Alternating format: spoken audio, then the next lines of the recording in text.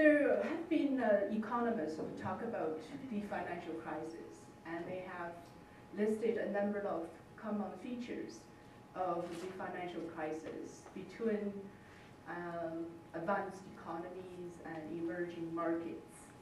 And quite often they talked about the common features would include asset market crisis and banking crisis, of course also employment, loss of employment, and then at the same time increase of government spending or the debt on the government side, as governments in different continents are putting together stimulus plans.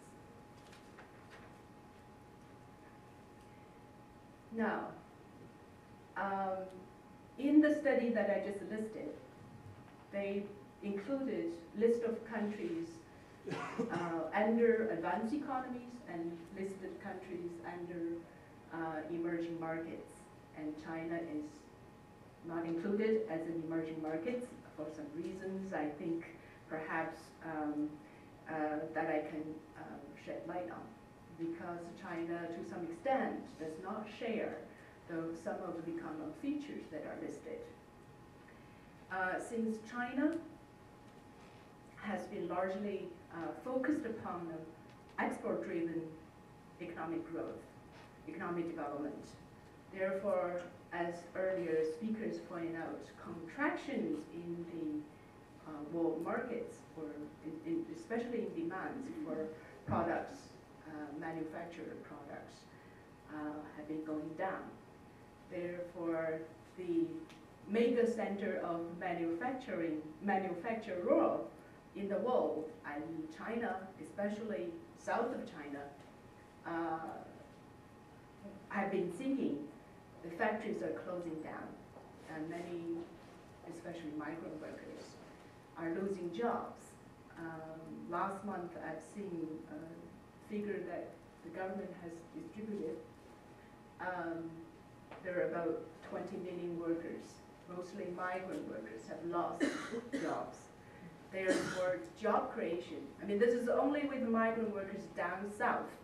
And at the same time, I also want you to picture the other side of the story, that on a yearly basis, it's something in the neighborhood of 15 million university graduates that are also going out to look for jobs. And so therefore, you, on a yearly basis, and especially now as well, in response to the economic recession, the challenge for the governments at all levels, local up to the central government, is to create jobs for people, is to create employment. And at the same time, I wanted to point out the declines in housing markets, as well as interest rates, have made, in a way, apartment owners easier to breathe. This is what I heard from many friends. They see the interest rates are going down, easier for them to pay down payments. And yet, let me point out, that decline in housing markets have not relieved those people who are at the bottom. Majority of the Chinese who cannot afford to buy an apartment in the first place. And as previous speakers have pointed out, this financial crisis has a gendered look. Partly because those who lost jobs down in the south, in the manufacturer hubs of China, are mostly women from the countryside. So therefore, the people who lost jobs are, by and large, women and young women. And yet, they're still pressed to support family. And even teenagers, late teenagers, in the age between 16s to up to 19s and so on. They're also pressed by families, by their families, to earn a living in order for them to support their siblings to go through schooling. So I'm afraid that based on my research that perhaps the sex trade is going to go up. I'm doing research also on HIV/AIDS, and I have published a research result in Feminist Economics last month, if you were to look up. And based on my recent research, that's going up. Another vulnerable group that's also has been accumulating, not just by this financial crisis, but ever since the economic reforms, are the elderly. By far, the elderly women, they may live in the countryside, who look after the land as well as children, grandchildren, while their own children have left land to work in the urban centers.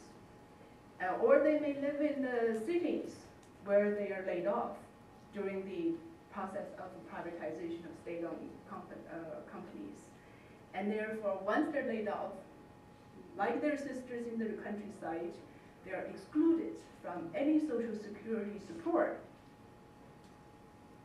And of course, they are by far the majority of those who are living in poor and having need for assistance to any housing programs.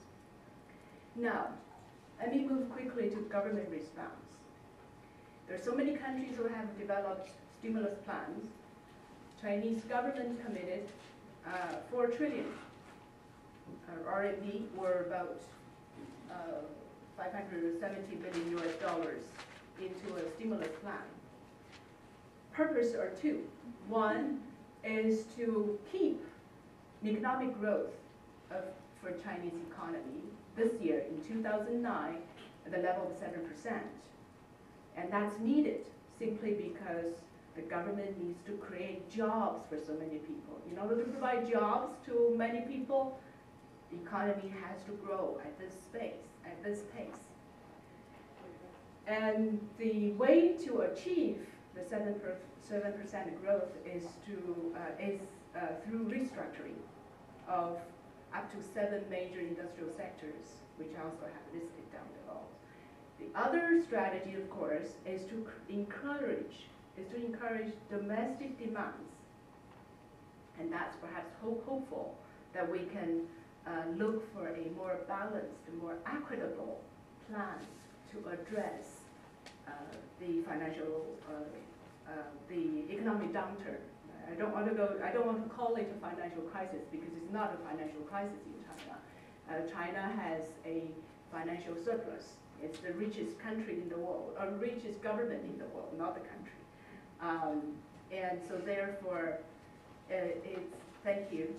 And let me quickly move on the 2 goals that the stimulus plan trying to achieve.